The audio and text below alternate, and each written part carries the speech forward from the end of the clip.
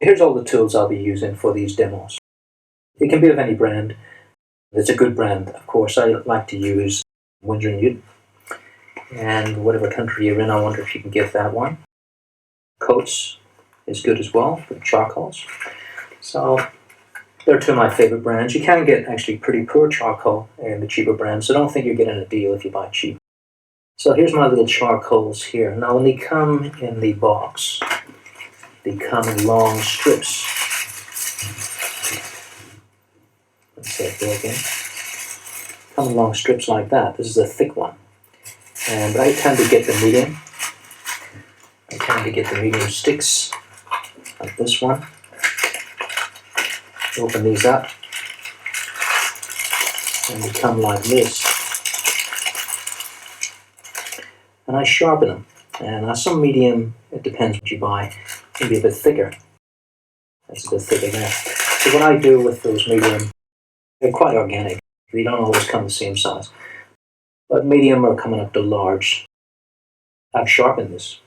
I've basically taken this and sharpened it on these little sandpaper blocks, like that. And then before you lay that down, it's got a lot of dust to it. So you might want to wipe it first. So I tend to, when I sharpen, I'll take a bit of tissue and do that. And you can see that it leaves nice strokes.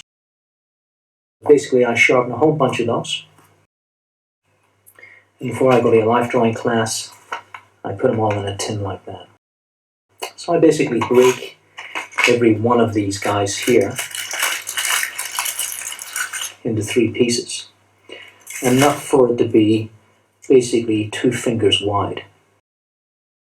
They'll end up quite small, but you can still use them. So 2 fingers wide, and we'll go into that a little bit later why that's important. Okay, so now we have the blend and the stumps, and they blend, give you a very, very soft blend. Now I sharpen my pencils. I tend to like the generals that aren't supposed to be sharpened because this is a general peel and sketch. Now this is a soft, I like the soft ones. And you basically pull it back like this, pull the string back, unravel, pull upwards. And you'll often get that little interruption. And you have to just work with it. And pull it up to the end. And now you've got a pencil that really shouldn't need sharpened, but I do sharpen them. I sharpen them after the fact, perpendicular to the paper like this, not flat down. And that gives me a little corner, or a straight, whatever way you want to put it.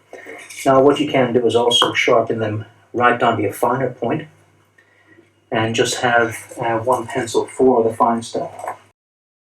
I quite like this Faber-Castell as well, pit charcoal. It's quite nice, a bit darker than the other ones, for fine details. I like that. These come in soft, medium, or hard. I don't see much difference in them, but there is a little bit when you get to the hard. This is an electrical razor. It tends to spin off the page, so be very careful. You want to touch down on it. Gives you lovely, quick highlights like that. Also, my favorite of all, the kneadable eraser. It comes in packets like this. This is, once again, this is generals.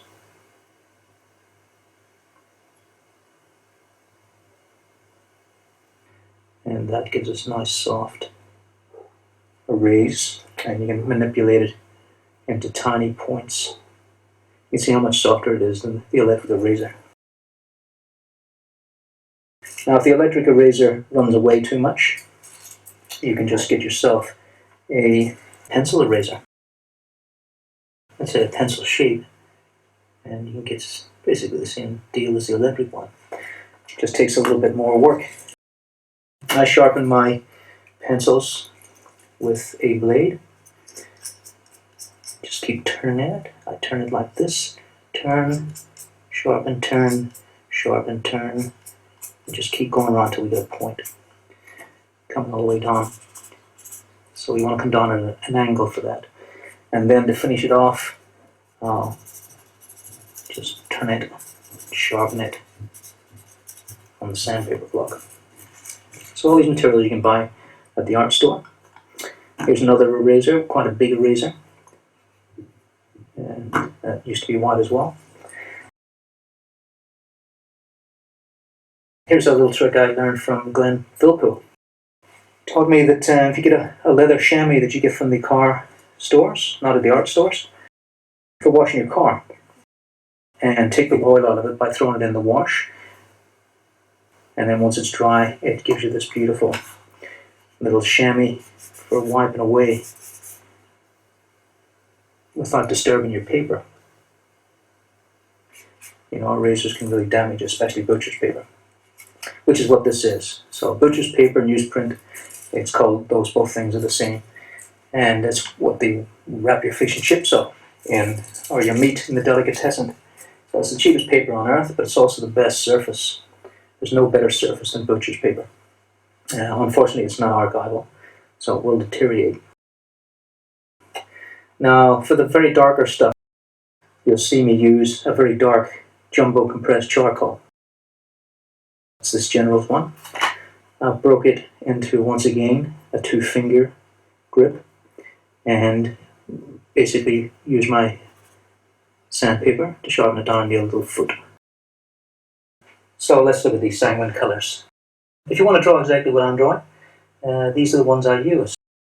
I'm using a Conte Paris 611, 610, and number 7. This one's very soft. It's a whole different number from these guys, but it's the same tone. They're expensive, these pencils. They're like $5 in Australia. I don't know what they are around the world, but that's an expensive pencil. $5. If this 20 years from now, you might think, what a bargain. These little stumps, like I've said, and keep them all separated. I separate the tins as well, so if I can get a little pencil tin, one's just Sanguine. I've chosen one that's a Sanguine colour. And also these Rembrandt pastels. New Pastel and Rembrandt. Very good brands. Very easily manipulated. Once again, the kneadable eraser. I separate the kneadable erasers. And a Sanguine tin and a charcoal tin. So basically the same eraser used with the 2 different materials and keep them separate so they don't already dirty each other. Mind you, that one's dirtied itself. So now we've got a 1355 Conte, which is nice as well. And we get a darker one here, sepia.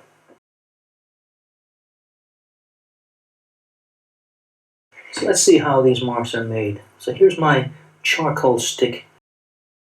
That's how I've sharpened it down, using this little block.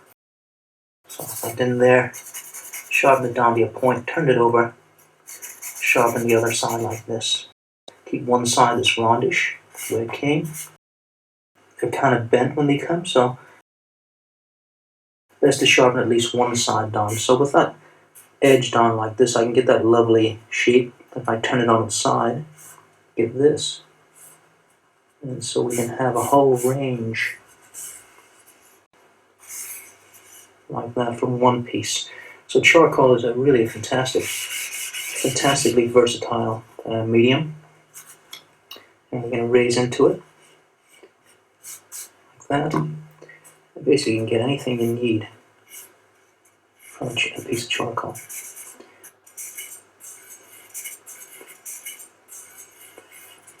And never use anything else. So I can put a little face onto there. And then you can just get your eraser afterwards and raise into it really very easily. They tend to be very soft, their strength and their weakness. So if you want to get in there with more detail, I've sharpened this down on one side and also sharpened it beforehand with a blade and down. This all the way down. Same with this pencil here. That's just been sharpened all the way down with the blade and then re-honed over here. So with this basically, I can get in there and get darker moments. Like that, and then turn it on its side and get these lovely turns. So I'm turning it onto its harder edge there, and then back over to get a darker, thicker under line to it, like that. This will sit on top of the charcoal basically, and reinforce it. Keep turning it as you go. And the great thing, of course, about charcoal is I consider it paint, really. Dry paint. So you can move it around like this. And then again, we've got the eraser, the hard eraser, which will give us this hard edge. So that's really terrific. And then the blending stops. I'll take that, push it around. So I consider charcoal live. I think it's a live thing. It's a living thing that you can move around, like I say, just like paint. And push it about. And if you want really fine, darker lines, this pit charcoal, it's just a little bit more dense, even in the Generals. It's a more expensive brand, I think. Might be wrong there, but pretty sure it is. See how much very simple darks I can get out of this. So the thing using this pencil doesn't mean it's the best pencil, just that what I have at hand and I know the brands. So basically more thinking about the brands. The brand here is important. So that's a Pitt, Conte, Generals. They never let me down, whereas other pencils have. But you might have another pencil that's just as good. But this is what I'm using, so I can only give you from my experience. So you want to get the results that I'm getting. They're the recommendations. But certainly experiment for yourselves. See what you get. Okay, so that's basically all of those tools. And it's amazing what you can get. Simple tools. And this is the compressed Generals. That gives us really nice darks. And also lovely changes in form. I'm going to put that on this edge as well. Get that. No masterpiece by any stretch there for this little drawing, but good idea of how all these tools come together. And of course that blends as well. So the denser it is, the more you can push it about, the more blend you can get from it. You can steal some of that, like I'm doing here. So these are your tools as well. These are free. You have some to choose from there. Different sizes. And then get back in with your eraser again. And these putty erasers are just fabulous in that you can change the shape of them to suit a corner.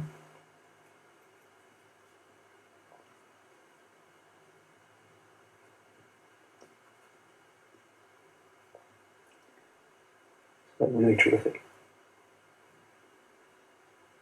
The great thing about charcoal is that basically you can take this anywhere and very cheaply have yourself a little workstation. Sit under a tree.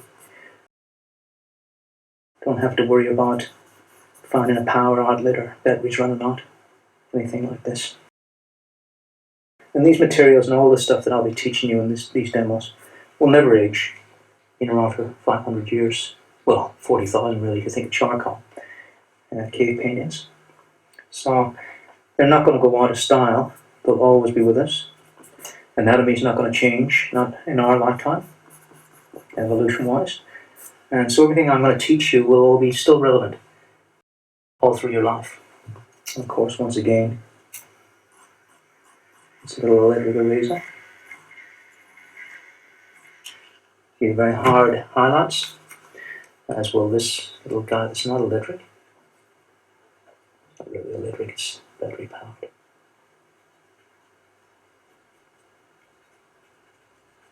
So with the right tools, you don't have to work too hard to get what you need. There's a bigger version of the eraser.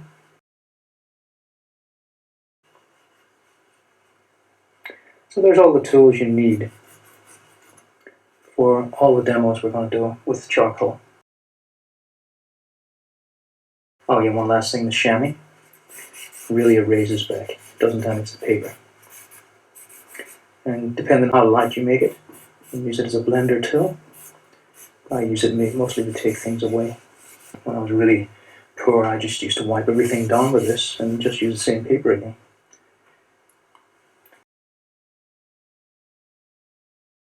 So let's have a look at sanguine. So sanguine basically means blood in Italian. And it's great for working on toned paper because the toned paper, the actual paper itself, is the mid-tone. Then we use the sanguine for the darks, and then we use white just basically for the highlights. So in between, from this dark tone to that lighter tone, they're all sanguine. And what's in the middle between that and the white is the paper itself. So that's how the cover of my book here, The Anatomy of Style, was done. We'll take you through that with the demos. So basically there's a couple of sanguine drawings there. We're doing the head demo to start with. So basically you don't need expensive paper. This is craft paper, very cheap. It's what kids use in school. You can see the problem with it, it's very thin, very newspapery sort of texture to it. It's acid free though, so it's archival. So you can get that, get a pad of that, whatever you have in your country. This is Arctic, and you can actually get some really nice stuff out of that. So basically here's those drawings from that book, and these were done with the sanguine. So this was the sanguine 610, created that drawing, 610, there it is there, and also the number 7 as well. Conte Paris, both of these. Strange that this number 7 and that 610 are the same, but you've got to just do your research in the stores. This is very, very soft. It's really great blending, but you have to keep the point quite small because it breaks all the time. So what I do is I sharpen these guys on the sandpaper block. I don't even think about using the blade. I just break it off. You could chance it, and I do sometimes. Actually, that's a bit of a blade to it, but definitely not that number 7. And this is how they come. You don't want a point like that. That's a 1355, so I just change them around whatever I need. So basically you find the tone of paper, and you find the pencil that you think would suit it. So I've got a bunch of pencils here. There's a 617. It's that very dark tone. And this is a 618. Let's give us that. It's quite nice, that one. This probably suits this paper better than that. And these paper stumps, I keep them separate, as with the sanguine. I keep the little chamois separate as well. And the needle eraser for pulling out the highlights. And these Rembrandt sticks as well, new pastel. Very close to this. Get some darks in there that would suit that. And here's another one. This craft paper is quite good. Not bad at all. So I take these new pastels. You get this grain, but it's very easy to blend. There, and then work on top of for darker. And these little stumps can be very soft, like an airbrush. Let's get a bigger one.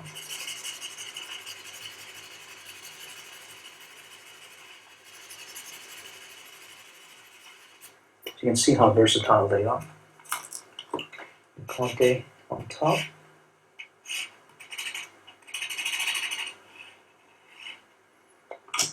And let's have a look at that darker color. That's it straight out of the box, so I'd sharpen that down. The thing with expensive pencils is you'll find the cheap is actually more expensive, because when I sharpen this with the blade, push that blade in, the wood's very soft, but with the cheaper pencils, and this is quite solid, but with the cheaper pencils, the wood's very hard and this is fragile, so it just tends to keep breaking all the time. Notice how I turn my hand. I want to get it all off in one big chunk, so then you will break it. The blade's getting a little blunt now. What I'll tend to do is leave quite a bit there to support it while I sharpen in. And then take that bit off at the end. It just holds it. A bit of science. And get your Sanguine block and take it to any shape you like.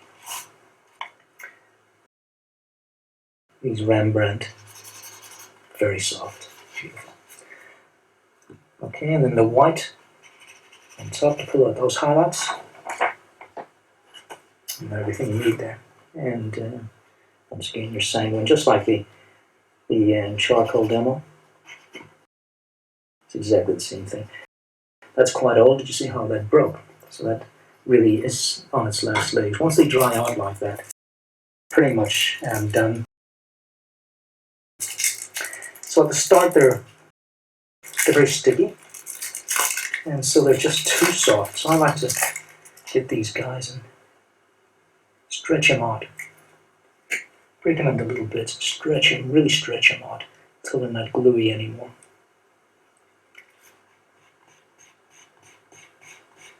You see that I can take a soft erase.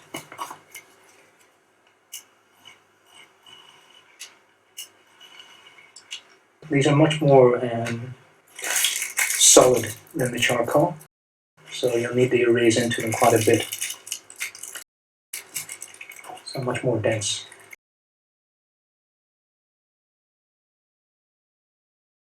Now, as you get more experience, you might want to spend a little bit more money. Use that craft paper for your experiments. Very cheap. Just use that for your experiments. And then get yourself some more expensive stuff. So this is a good way to test things. I've just got assorted colors here, warm colors.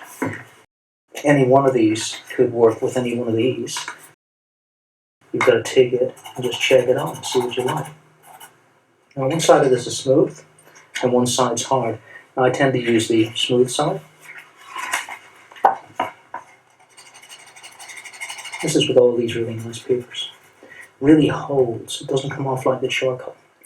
So it gives you a chance to work on top and on top. Lots of layers. So I don't like to recommend this exact pencil with that exact color. I would recommend just getting warm tones, see what you like. So these are just slightly different. It's kind of pinky there, so that might work with this filler. It looks quite nice. Once again, that's the rough side.